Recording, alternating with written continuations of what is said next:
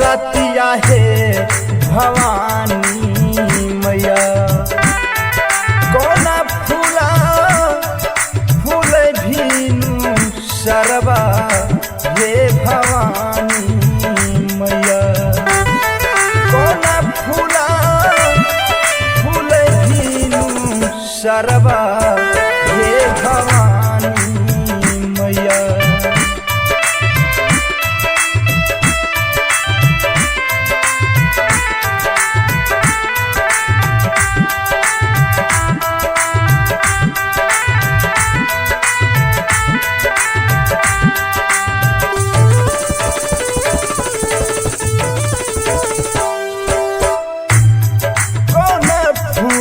फूले माहे आधी आधी रातिया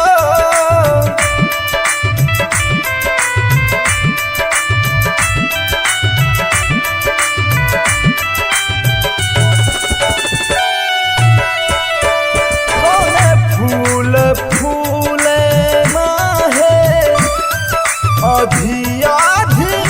रातिया कोना फूल फूल माहे भोर भीनु सरबा भोर भीनु सरबा कोना फूल फूल मैया हो कोना फूल फूल मैया होइते सबेरवा हे भवानी